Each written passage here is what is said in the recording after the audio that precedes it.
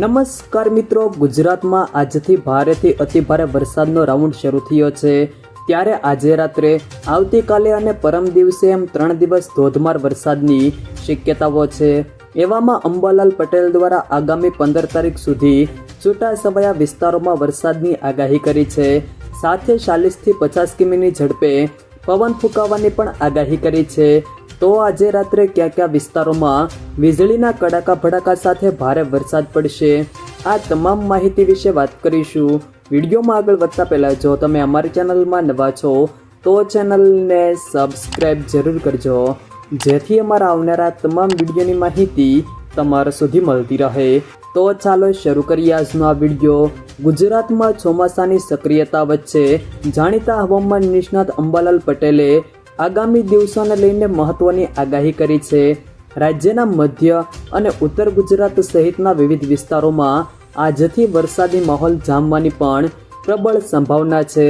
હવામાન વિભાગ અને નિષ્ણાતોના જણાવ્યા મુજબ આગામી થોડા દિવસ સુધી સારો વરસાદી માહોલ રહી શકે છે, પરંતુ ત્યારબાદ ચોમાસામાં ટૂંકો વિરામ આવી શકે છે.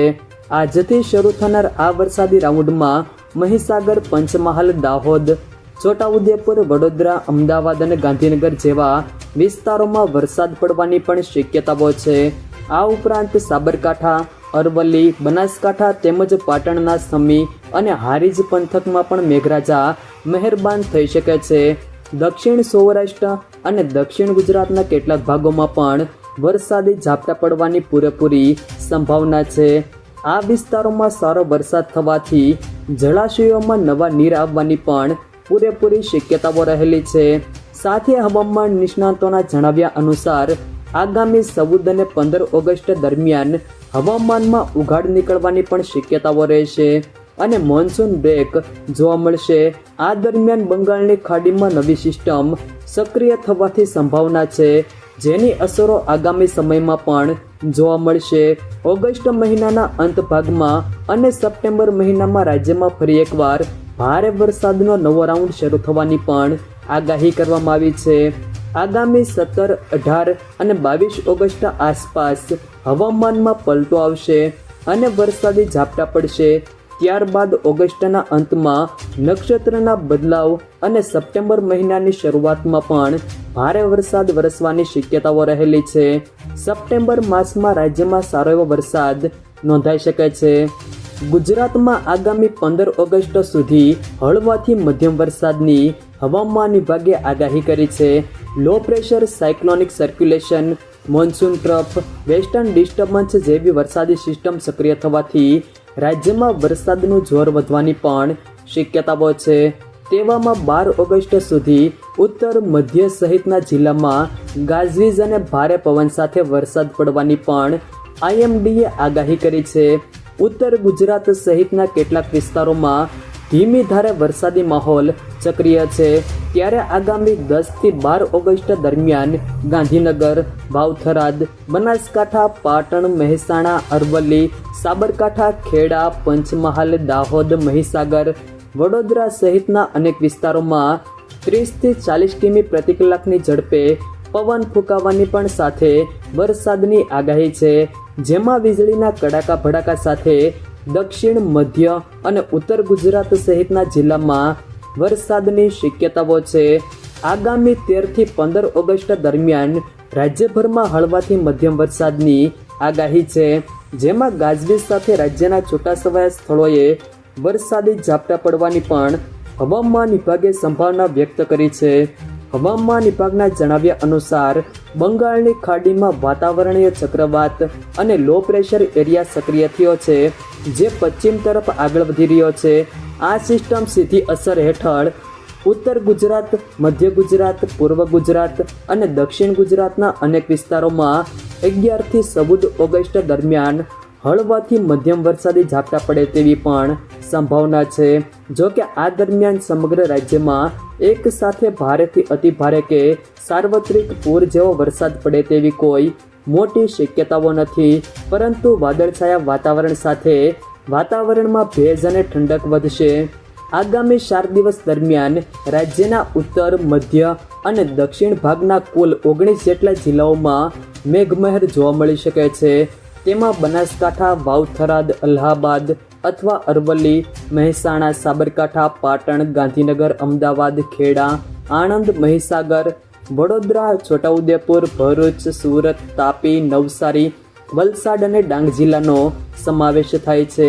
ખાસ કરીને ઉત્તર ગુજરાત અને પૂર્વ પટ્ટાના જિલ્લાઓમાં વરસાદનું જોર વધારે રહેશે અને અન્ય વિસ્તારોની સરખામણીએ વધુ રહેવાની પણ શક્યતાઓ વ્યક્ત કરવામાં આવી છે. આ વિસ્તારોમાં કેટલાક સ્થળે મેઘગર્જના અને વીજળીના ચમકારા સાથે ટૂંકા ગાળાનો મધ્યમથી ભારે વરસાદ પડી શકે છે. ગુજરાતના વિસ્તારોની સરખામણીમાં સૌરાષ્ટ્ર અને કચ્છ પંથકમાં આ વાતાવરણીય સિસ્ટમની અસર પ્રમાણમાં ઓછી જોવા મળશે. આ વિસ્તારોમાં મુખ્યત્વે વાદળછાયું વાતાવરણ જળવાઈ રહેશે અને માત્ર છૂટાછવાયા સ્થળોએ હળવા ઝાપટા જ પડી શકે છે.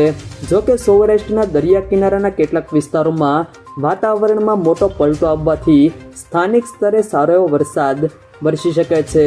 પરંતુ સમગ્ર સૌરાષ્ટ્ર અને કચ્છ પ્રદેશમાં વ્યાપક કે ભારે વરસાદની શક્યતાઓ હાલ પૂરતી નહીવત બતાવવામાં આવે છે. આગામી દિવસોમાં વરસાદી માહોલ સર્જાવાથી ખાસ કરીને ઉત્તર અને મધ્ય ગુજરાતના ખેડૂતોમાં આનંદની લહેર જોવા મળી રહી છે, કારણ કે વાવણી બાદ આ પાક માટે પૂરક વરસાદ સાબિત થશે.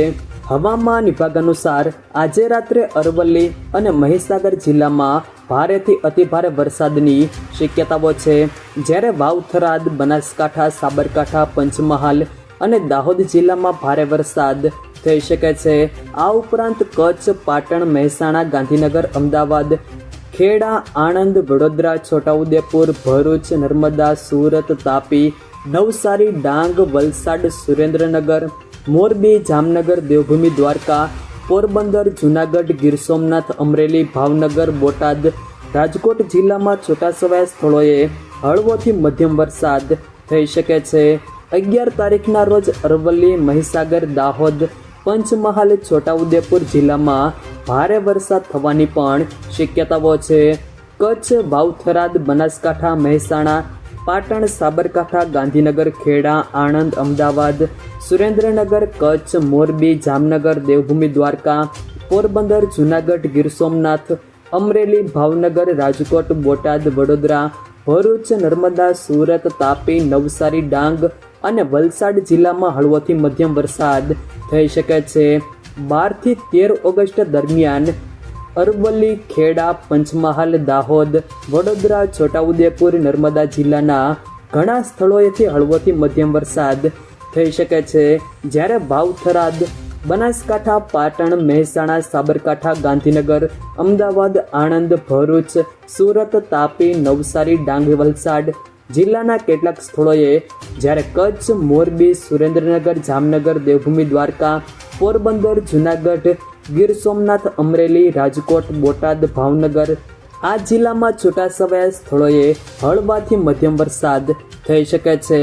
14 થી 16 ઓગસ્ટ દરમિયાન વાવ, થરાદ, પાટણ, બનાસકાંઠા, મહેસાણા, સાબરકાંઠા, ગાંધીનગર, અમદાવાદ, અરવલ્લી, ખેડા, આણંદ, પંચમહાલ, મહીસાગર, દાહોદ, છોટાઉદેપુર, વડોદરા, ભરૂચ, નર્મદા, સુરત, તાપી, નવસારી, ડાંગ, વલસાડ જિલ્લામાં કેટલાક સ્થળોએ, જ્યારે કચ્છ, મોરબી, સુરેન્દ્રનગર, જામનગર, રાજકોટ, બોટાદ, ભાવનગર, અમરેલી, જૂનાગઢ, ગીર સોમનાથ, પોરબંદર, દેવભૂમિ, દ્વારકા જિલ્લામાં છૂટાછવાયા સ્થળોએ હળવોથી મધ્યમ વરસાદ થઈ શકે છે, જેના કારણે ખેડૂતો અને નાગરિકોએ આગામી સ્થિતિને ધ્યાનમાં રાખીને તૈયારીઓ રાખવી પડશે અને તંત્ર પણ એલર્ટ મોડ પર જોવા મળી રહ્યું છે. જો મિત્રો વિડીયો પસંદ આવ્યો હોય તો વિડીયોને લાઈક કરો, તમારા મિત્રો સાથે શેર કરો અને જો તમે અમારી ચેનલમાં નવા છો તો ચેનલને સબસ્ક્રાઈબ જરૂર કરજો, જેથી અમારા આવનારા તમામ વિડીયોની માહિતી તમારા સુધી મળતી રહે.